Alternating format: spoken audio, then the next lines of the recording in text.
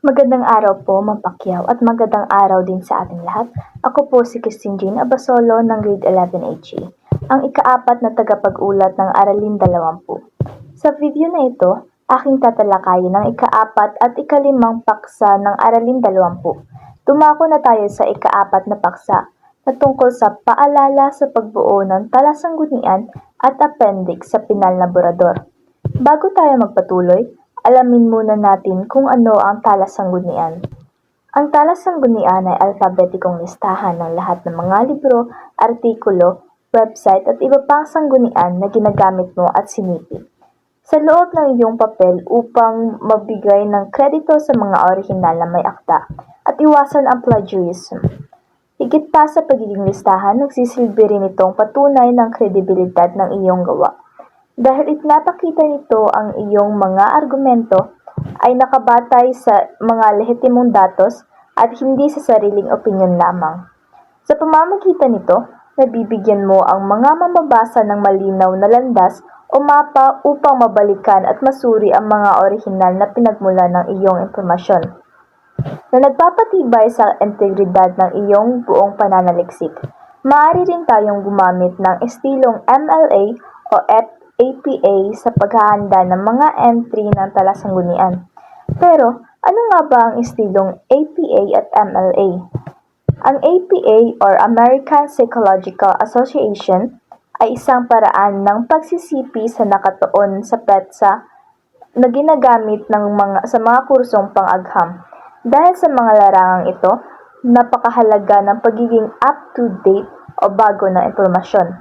Ang halimbawa nito ay Field 2005. Samantala, ang MLA or Modern Language Association naman ay nakatuon sa may akda at pahina na karaniwang ginagamit sa sining at panitikan upang bigyan diin ang mismong pinagmula ng teksto at ang partikular na bahagi ng akda na sinusuri.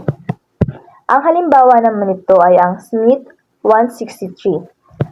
Ang pagpili sa pagitan ng dalawang ito ay hindi lamang usapin ng format, kundi pang-angkop sa kung ano ang mas mahalaga sa iyong disiplina.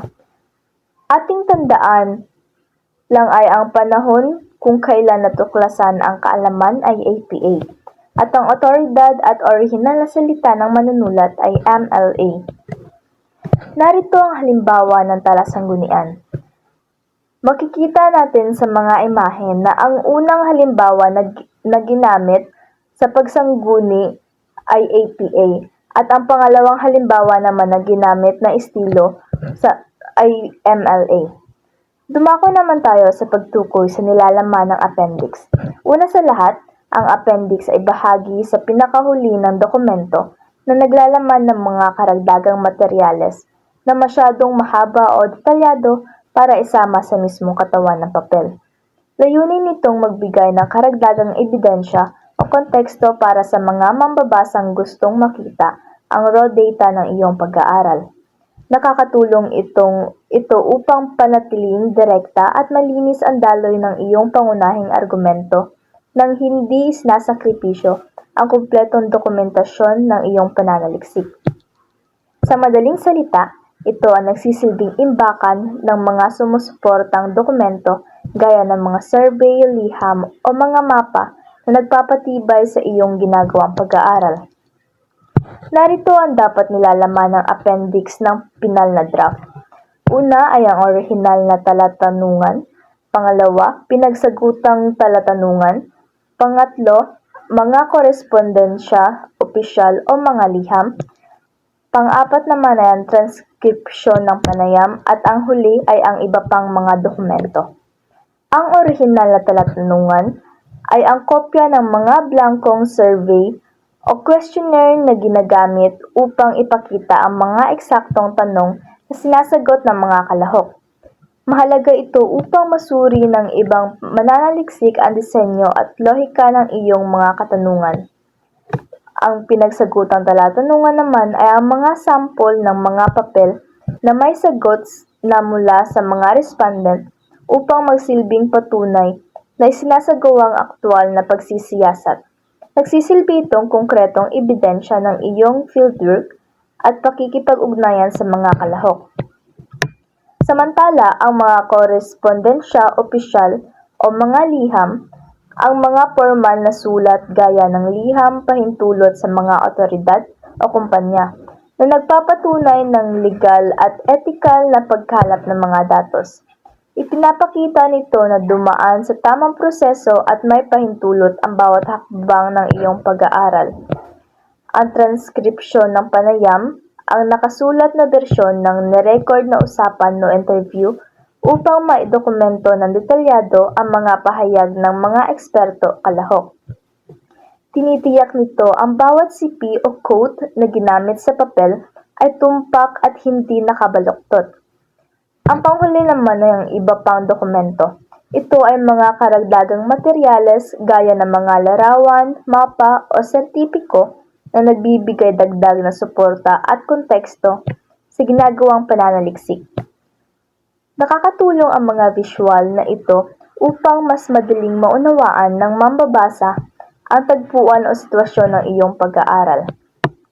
Ngayon ay dumako naman tayo sa ikalimang paksa, ang final na draft. Ang final na draft ay ang huling produkto ng isang masusing proseso ng pag-edit at pagre-rebisa. Sa yugtong ito, tinitiyak na tama ang lahat ng mechanics gaya ng baybay at pantas. Maayos ang daloy ng mga konsepto at tumpak ang impormasyon. Sinusuri dito kung ang kabuuan ng pananaliksik ay makabaluhan at sumasagot sa akademikong pangangailangan. Upang lalong mapaganda ang gawa, makakatulong din ang pagpapasuri nito sa iba para sa karagdagang puna bago ilabas ang huling bersyon. Narito ang ilang paraan upang madaling mabago at mapaunlad ang final na draft ng papel pananaliksik.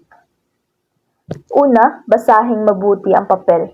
Hangga't maaari ay basahin ng malakas upang mas madaling makita kung may hindi akma sa nilalaman at pagkakasulat.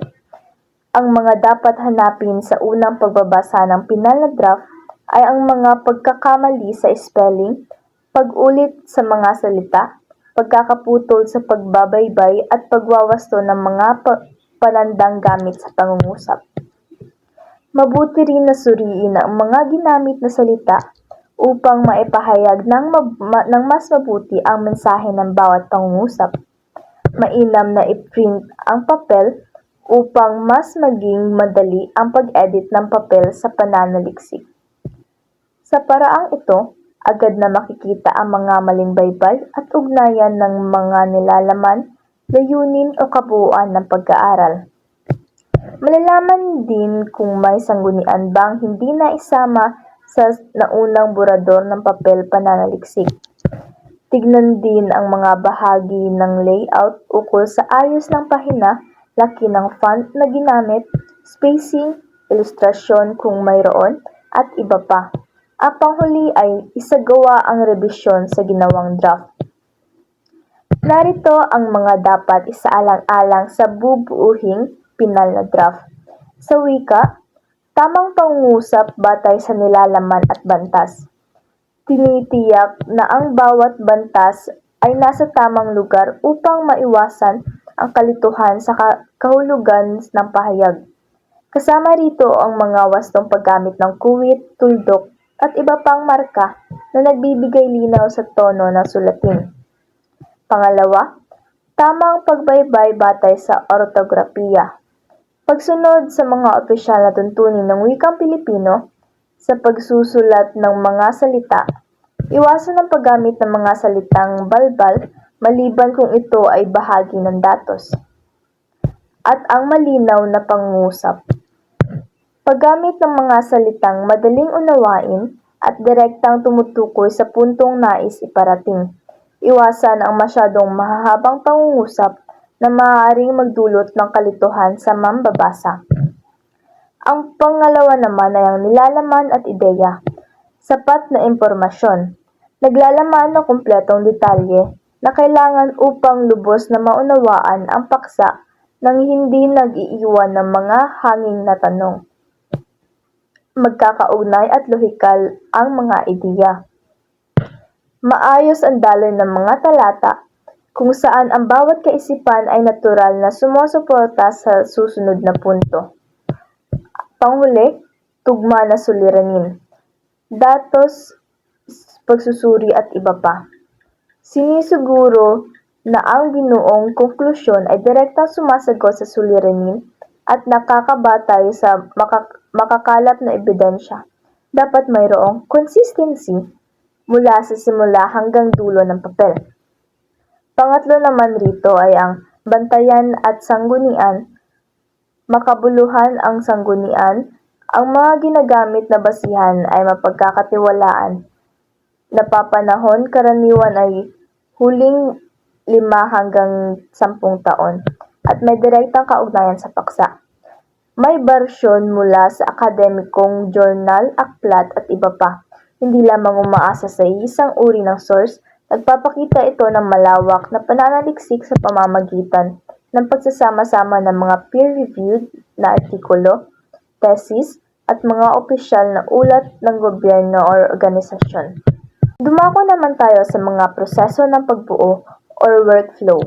Ito ang mga hakbang na dapat dumaan bago ang pagtatapos. Una rito ay ang editing. Ito ang pagwawasto sa mga technical na mali sa wika at format. Pangalawa, ang revision. Ang pagpapahusay sa mga daloy ng mga ideya at nilalaman. Pangatlo, ang final na draft.